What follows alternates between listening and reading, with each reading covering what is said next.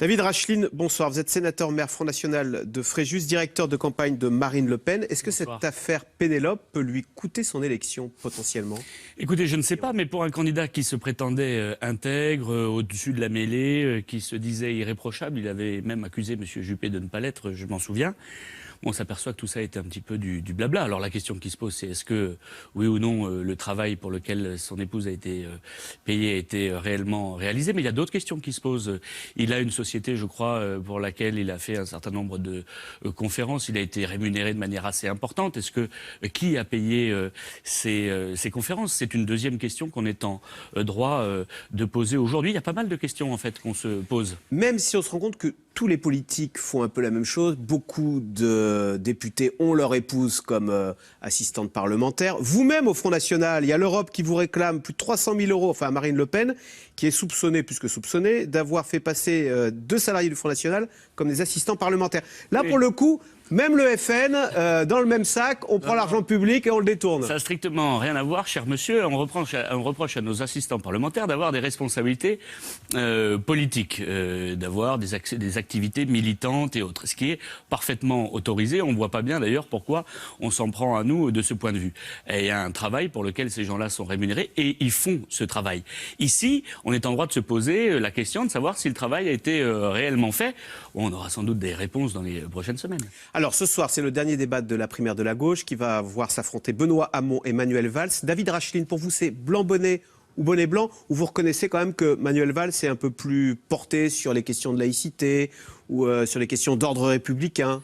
Mais ce sont les héritiers de François Hollande. Ils ont mené ensemble la politique catastrophique qui a été menée par le gouvernement de M. Valls, et avec des conséquences extrêmement graves pour notre économie, pour l'emploi, sur la problématique du communautarisme. Vous n'avez pas un préféré? Dans le domaine de l'insécurité, du laxisme de la justice, il en va de même. Donc non, je n'ai pas de préféré. Je constate qu'il y a eu pas mal de cafouillage avec les chiffres. Ils ont donné beaucoup de leçons ces derniers mois et ces dernières années, des leçons de morale, des leçons de professionnalisme. Alors, de surcroît, dans cette affaire-là, soit ils sont incompétents, soit ils ont un vrai problème avec la règle du jeu. Et franchement, ça pose question là aussi. Non, mais vous ne reconnaissez pas que, d'ailleurs, ça lui a été beaucoup reproché, Manuel Valls, un discours très ferme sur les migrants, sur le voile, etc. Il y a beaucoup de gens qui ont des discours très fermes. La réalité, c'est qu'une fois qu'ils sont aux responsabilités, au pouvoir, ils font l'inverse de ce qu'ils ont promis pendant les campagnes. Ça a été beaucoup le cas avec la droite, ça a été le cas aussi avec la gauche. Ils gonflent, ils bombent un peu le torse, ils gonflent un peu les muscles pendant la campagne. Une fois aux responsabilités, ils font tout l'inverse. Souvenez-vous avec M. Sarkozy. Justement, cette fois, vous pensez que c'est la bonne? Vous pensez réellement que vous pouvez accéder au pouvoir? D'abord, est-ce que vous êtes prêt? Est-ce que Marine Le Pen a songé à un gouvernement dans lequel vous pourriez être ministre, voire Premier ministre, par exemple? Non, mais vous savez, ce que je crois... Non, mais vous êtes prêt ou pas? Si on vote pour vous, c'est un vote protestataire? Ce que je crois aujourd'hui, c'est qu'il y a une véritable dynamique derrière la candidature de Marine. C'est incontestable. Les sondages, d'ailleurs, le démontrent. Et nos résultats aux différentes élections qui se sont succédées ces dernières années démontrent qu'il y a une progression fantastique. Oui, mais il y a toujours eu un plafond de verre. Parce que, pourquoi? Mais je vais vous dire, parce que les Français, ils veulent un véritable changement. Et ils savent très bien qu'ils n'auront pas de changement avec les candidats qui incarnent le système, il faut bien le dire.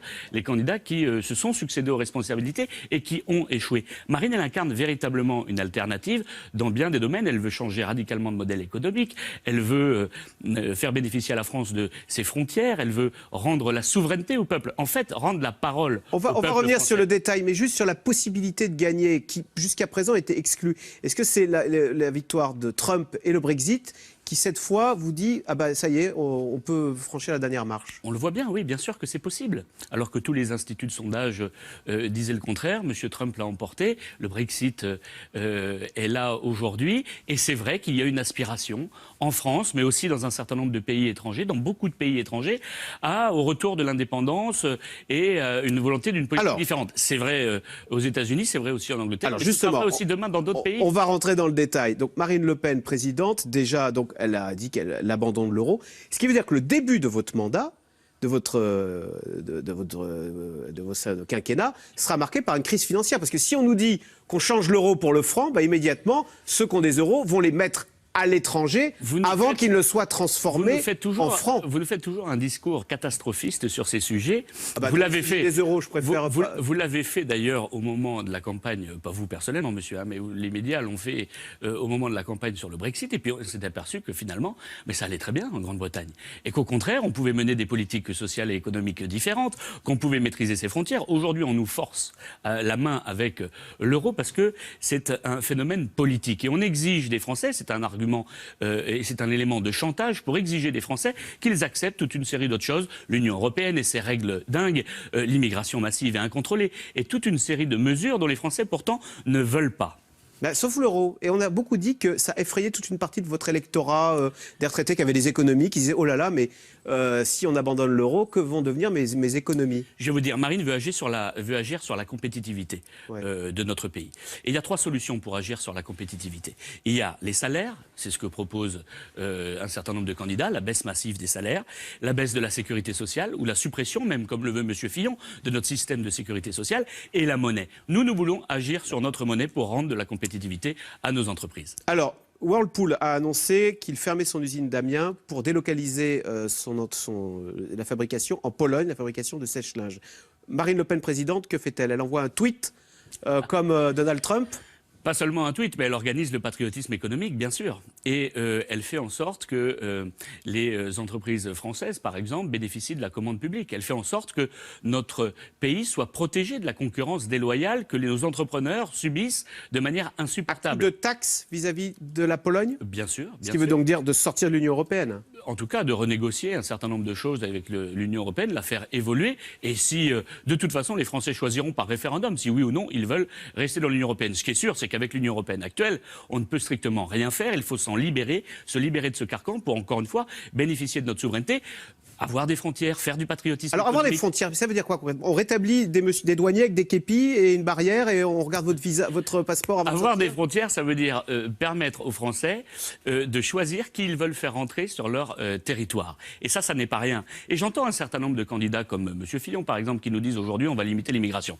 Il l'avait déjà dit, il est vrai, il y a 5 ans avec M. Sarkozy. Il n'y a jamais eu autant de personnes qui sont rentrées sur notre territoire que quand ils ont annoncé, déjà il y a 5 ans, il y a 10 ans maintenant, qu'ils allaient limiter les frontières. Mais qu'est-ce que nous allons faire? Eh bien oui, nous allons maîtriser nos frontières en sortant, là aussi, du carcan de l'Union européenne. Parce que l'Union européenne et Schengen nous interdit aujourd'hui d'avoir des frontières et de maîtriser l'immigration. Aujourd'hui, M. Fillon, je le sais, j'ai vu ça, il veut un Schengen puissance 2. C'est pas avec Schengen puissance 2 qu'on pourra véritablement protéger les Français de cette immigration massive. On rétablit donc les postes frontières. Hein. Mais bien sûr, on rétablit nos frontières et on fait en sorte de contrôler ceux qui rentrent sur notre territoire. Ça éviterait bien des problèmes et ça permettrait de sécuriser notre pays parce que vous l'avez vu, ça crée parfois des drames.